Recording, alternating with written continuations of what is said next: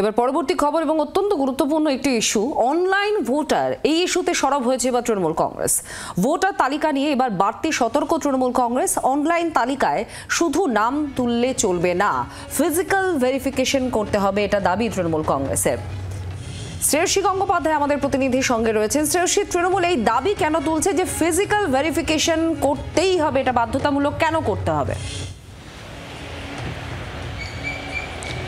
একেবারে দেখো, গতকালই আমরা দেখেছিলাম যে তৃণমূল সুপ্রিমো এবং চেয়ারম্যান মমতা বন্দ্যোপাধ্যায় তিনি স্পষ্টত কিন্তু এই অনলাইন ভোটার বিষয়টা নিয়ে তীব্র ক্ষোভ প্রকাশ করেছিলেন এবং যেখানে কার্যত এই অনলাইন ভোটারকে ব্যবহার করে মহারাষ্ট্র কিংবা দিল্লির ইলেকশনের ক্ষেত্রে নির্দিষ্টভাবে সঠিক পদ্ধতিতে ভোট হয়নি বা সেক্ষেত্রে ভোটে কারচুপি করা হয়েছে, সেরকমই কিন্তু কার্যত ইঙ্গিত দিয়েছিলেন তিনি তার বক্তব্যে। এবং এর আগেও আমরা দেখেছিলাম যে পরিষদীয় দল অর্থাৎ তৃণমূল পরিষদীয় দলের যে বৈঠক ডেকেছিলেন তৃণমূল সুপ্রিমো মমতা বন্দ্যোপাধ্যায়, সেখানেও কিন্তু কার্যত এই অনলাইন ভোটার প্রসঙ্গ টেনে তিনি প্রত্যেক বিধায়ককে সতর্ক করেছিলেন এবং সেই জায়গা থেকে দাঁড়িয়ে কিন্তু তিনি স্পষ্টত বলেছিলেন যে অনলাইন ভোটার বিষয়টা নিয়ে কিন্তু সচেতন হতে হবে।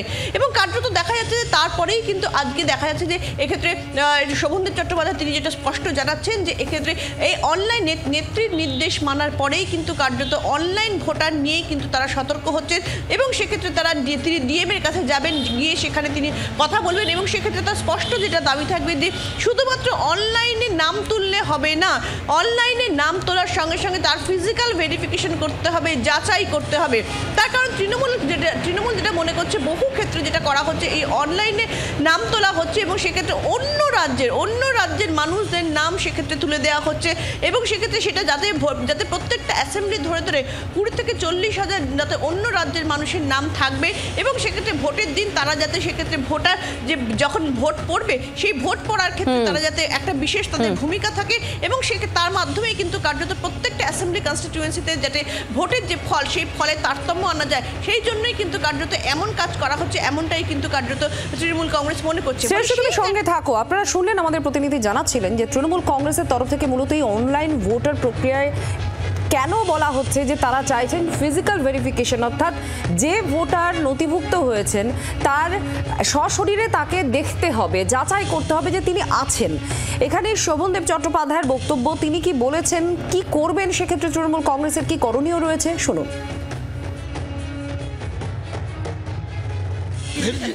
ফিজিক্যাল ভেরিফিকেশন, আমাদের লোক যাবে, তার ভেরিফিকেশন করবে সত্যিকার তারা আছে কিনা।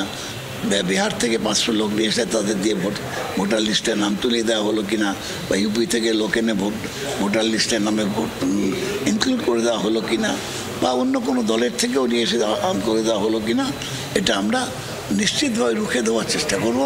সিএম আমাদের মুখ্যমন্ত্রী আমাদের নেত্রী আমাদের নির্দেশ দিয়েছেন। শ্রেয়সী আমাদের প্রতিনিধির সঙ্গে আছেন। শ্রেয়সী, এতদিন ভুয়ো ভোটার বা জাল ভোটার এরকম ভোটারের সম্পর্কে আমরা শুনে এসেছি যে মৃত অথচ তার নামে দেখা যাচ্ছে তালিকায় নাম আছে, এরকম শুনে এসেছি। এই অনলাইন ভোটার যারা ওই নির্দিষ্ট ভোটের আগে তাদের তালিকায় নাম ঢুকে যাচ্ছে অন্য রাজ্যের, তারা ভোটের ফল নির্ণয়ের ক্ষেত্রে বা ঘুরিয়ে দেওয়ার ক্ষেত্রে একটা বড় ভূমিকা নিচ্ছে বলে যে সন্দেহ তৈরি হয়েছে, এটা কোথা থেকে এলো? কি ডেটা তৃণমূল কংগ্রেসের কাছে আছে বা কি অভিযোগ আছে তৃণমূল কংগ্রেসের কাছে যে যার দরুন তারা এই ধরনের এই বক্তব্য তুলে ধরছে?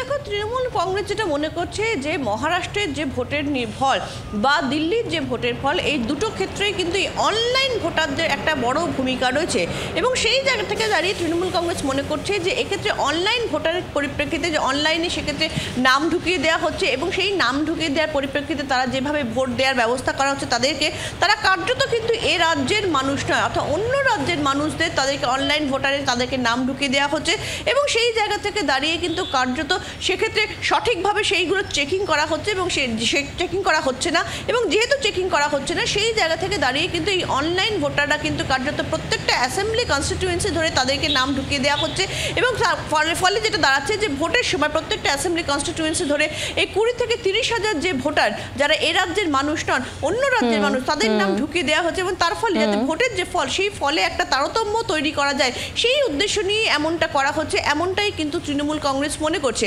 ফলে সেই জায়গা থেকে আমরা দেখেছিলাম যে তৃণমূল পরিষদীয় দলের যে বৈঠক, সেই বৈঠকেই কিন্তু কার্যত তৃণমূল নেত্রী তিনি সকলকে সতর্ক করেছিলেন এবার তারা নির্বাচন কমিশন বা ডিএম এর কাছে দ্বারস্থ হতে চলেছেন।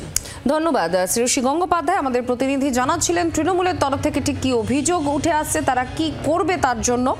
এবার আপনাদের শোনাবো মুখ্যমন্ত্রী মমতা বন্দ্যোপাধ্যায় গতকাল এই বিষয় নিয়ে ঠিক কি বলেছিলেন, তার আশঙ্কা সংশয় কোন জায়গায় তৈরি হয়েছিল শুনুন।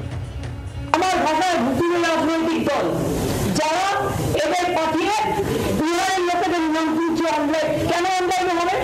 আপনাকে ভোটার কার্ডে নাম তুলতে গেলে, আধার কার্ডে নাম তুলতে গেলে আপনাকে ফিজিক্যালি যেতে হয়। তাহলে বিজেপি 40 লাখ ভোট বাড়লো কি করে মহারাষ্ট্রে? আর দিল্লিতেই বা আপনারা কি করেছিলেন? একদিন না একদিন তো বেরোবে। শুধু অঙ্কটা কেউ দেরিতে কষে, অঙ্কটা কেউ আগে কষে, অঙ্কটা কষতে জানতে হয়। আমরা অঙ্ক কষে দেখে নিয়েছি, এখানেও বাবুরা এসে বসে আছেন প্রত্যেক অ্যাসেম্বলিতে 20,000 থেকে 30,000 বাইরের লোকের নাম ঢোকাবে আর ইলেকশন কমিশন ইলেকশন করবে সেন্ট্রাল ফোর্স দিয়ে, তারা গার্ড দেবে আর বাইরের লোকেরা এসে যারা বাংলার লোক নয়, বাংলার ভোটার নয়, তারা এসে ভোট দেবে। এই পরিকল্পনা কিন্তু আপনাদের আমরা ভেস্তে দেবো, অন্য রাজ্যটা করে না। এবার শুভেন্দু অধিকারীর বক্তব্য শুনুন। ওনার কোনো কাণ্ড জ্ঞান আছে? 14 বছর ধরে মুখ্যমন্ত্রী আছেন, ইলেকটোরাল রোলের রেজিস্ট্রেশন অফিসার কে? District magistrate. ওনার কোনো কাণ্ড জ্ঞান আছে? 16 লক্ষ ডুপ্লিকেট ভোট আমরা বের করে দিয়েছি, ডিলিট করাবো বিধানসভা ভোটের আগে। বাংলার আওয়াজ, বাঙালির আবেগ, জি 24 ঘন্টা।